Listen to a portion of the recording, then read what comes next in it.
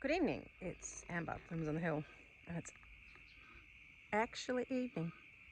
Can you hear that? That horrible grunting, growling. I don't know if you can, but that's a koala. If you think they're cute and cuddly, they sound like that. I just listened to that back, and yes, you could hear it. Koalas are the most bizarre creatures. If you don't live in Australia, we have koalas that make that grunty, growly sound.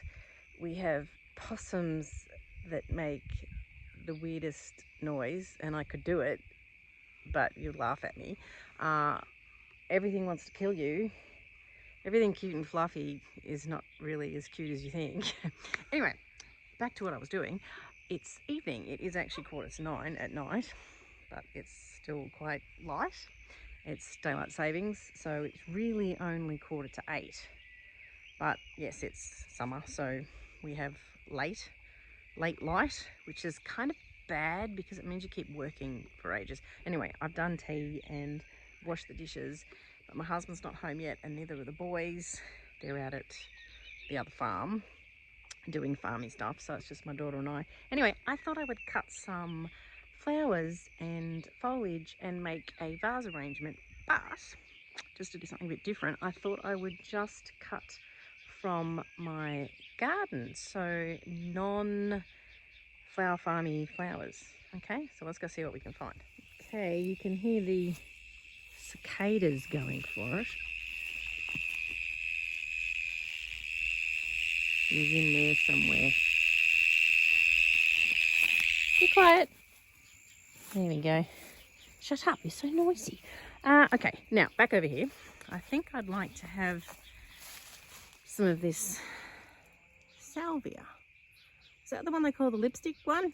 I think it might be. I'll get some of that. These are cute. I don't know what they're called.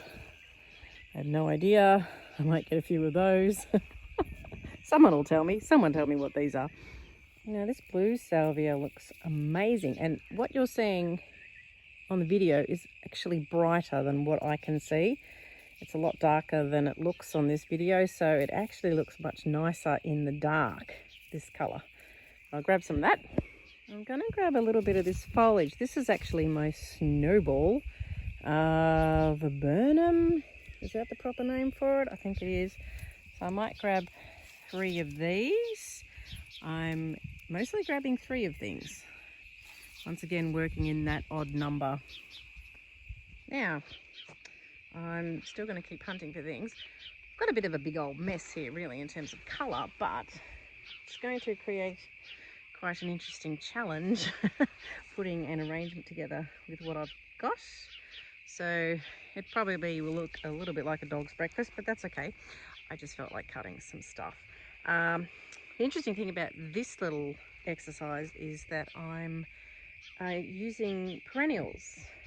So that's not normally what I do. With the whole flower farm thing, it's mostly annuals that I'm cutting, and I guess a lot of flower farmers are the same.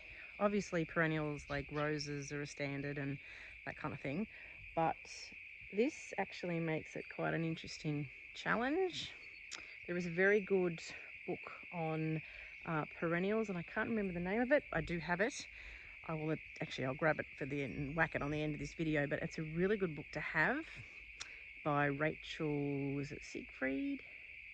I can't remember. Anyway, good book to have about having lots of perennials. It's all about perennials, and as a flower farmer, putting more perennials in I think is a really, really good idea, because the less that you have to start from seed each year and plant out and do the whole hoo-ha is really good for you, because it's just less to do. So let's keep the hunt up for other things. All right, so this blue in here, it does have a specific name, but we call it bog sage. And it came from my mother-in-law's garden, and it's basically taken over mine. Hubby planted it here and said, yeah, this is cool.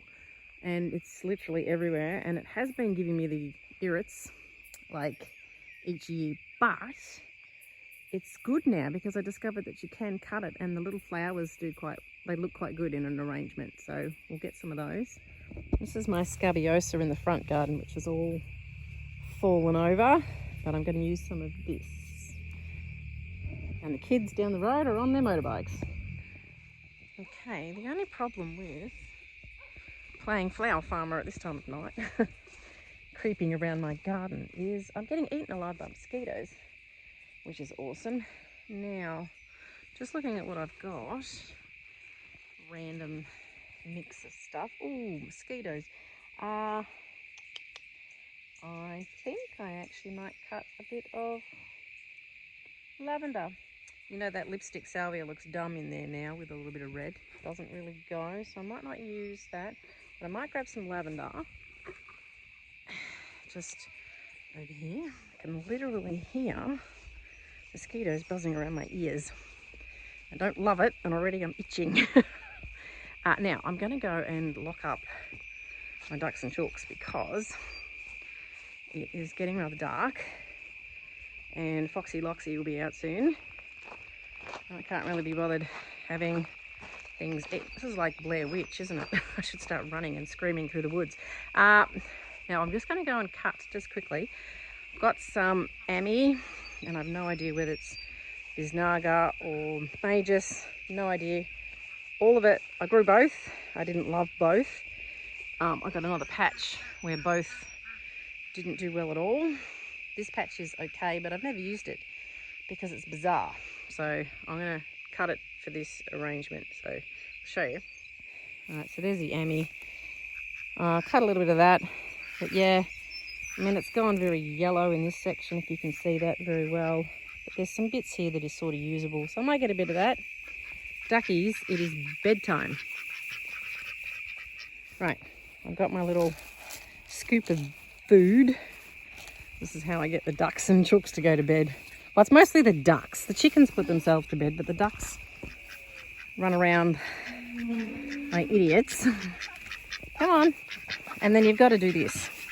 Ducky, ducky, bedtime. Ducky, ducky, bedtime. They literally come when I call them. Ducky, except you sound like an idiot. Ducky, ducky, bedtime. Come on. No, chooks don't come out. Everybody in. In. Come on. Go in. In we go. Pile in. Right, now we do a head count. There should be 1, 2, 3, 4, 5 chickens and 1, 2, 3. I think there's 5 ducks. Yep, there's out of it. Now just check. Holy dooly. People haven't been collecting the eggs. There's a heap of eggs. Let's get the mother load of eggs. I think that's about 3 days worth, to be honest. It hasn't been me who's been locking them up the last few days, and I've obviously been distracted, so I haven't gone and collected any. Anyway, that's good.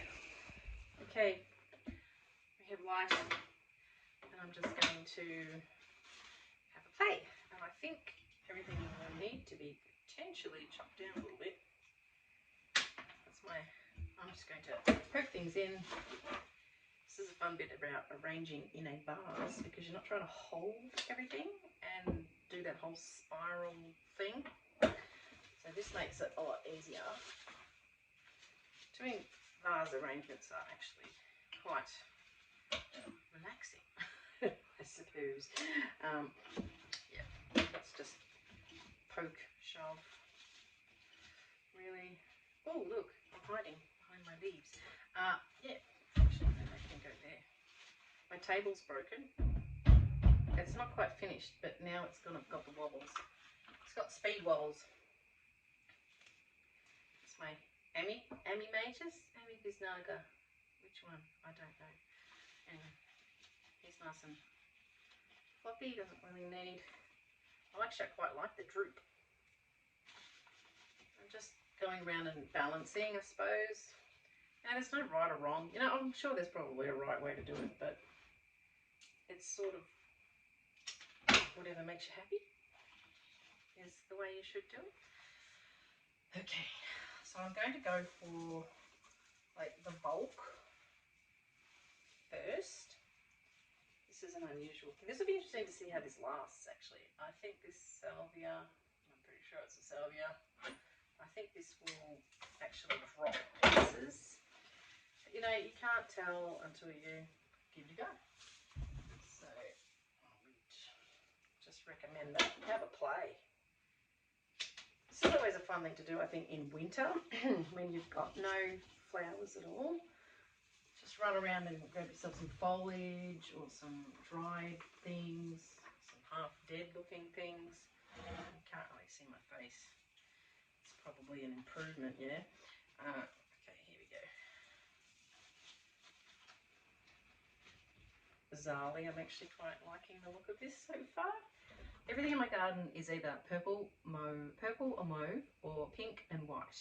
So, yeah, everything.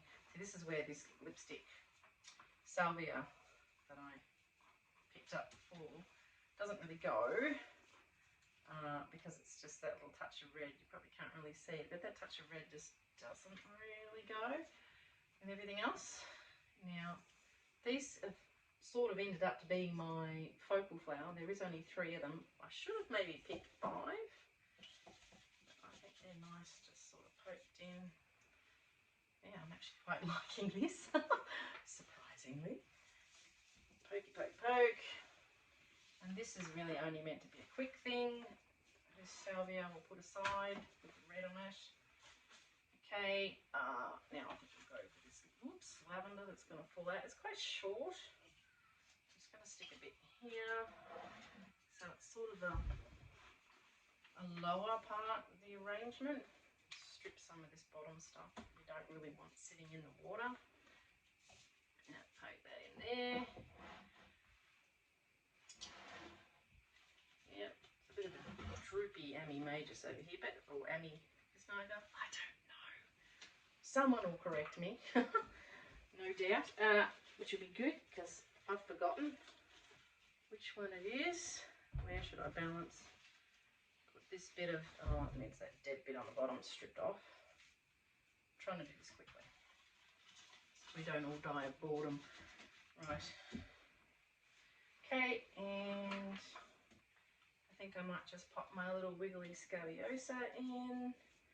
That nice little bit of dark, pop a dark colour in there. I love these, and they stand out really nicely, don't they? Whack those in. Did I get 7? I think I did. Once again, working with an odd number. Put one in the middle. Wish it would stand up there a bit more. Yeah, that's better.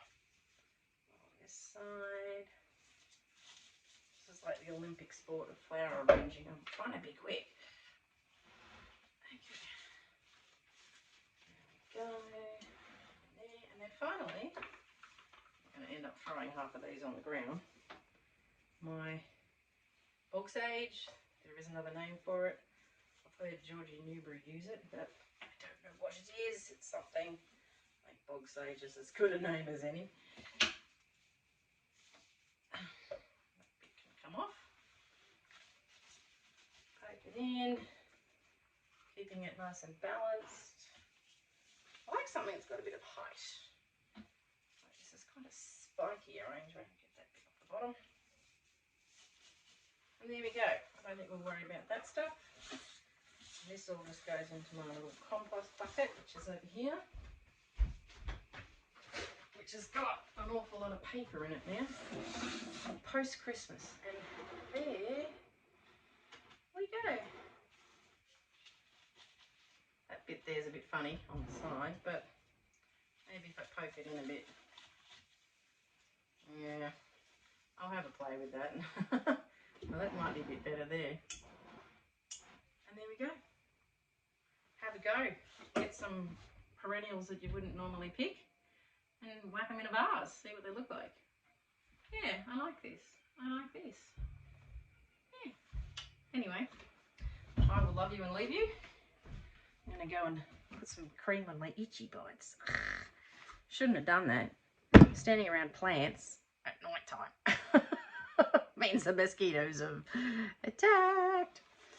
I'll catch you later. Thanks for watching. Subscribe if you feel like it. You can see more of me scratching itchy bites or hear the koalas.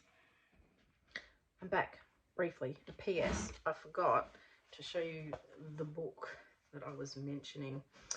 It is the Cut Flower Source Book. I did get the name right. It's Rachel Siegfried. So the Cut Flower Source book, Exceptional Perennials and Woody Plants for Cutting. Yeah, it's a really good one.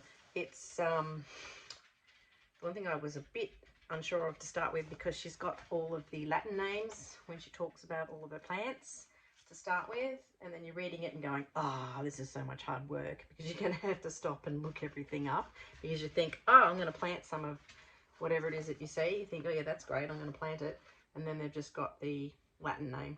But there is at the back this bit here, it's all a plant directory, so it's got the Latin name and then it's got the common garden name, or common name, it's got the common name underneath, so you know what everything is. So yeah, get yourself a copy of that. Yeah, that's a good one. Anyway, bye again, and I'll catch up with you next time. See ya.